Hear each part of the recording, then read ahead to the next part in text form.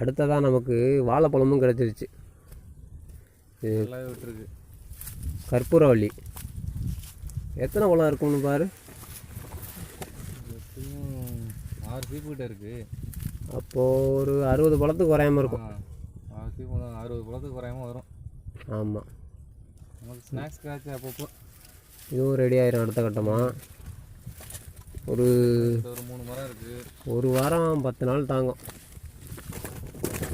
2 பார்ப்போமா, பழுக்க வச்சு பார்ப்போமா? முத்தி 2 எடு கொண்டு வச்சு பார்ப்போம். நல்லா இருக்குது. மேலே உள்ள சுண்டு நல்லா சவுண்டு வருது.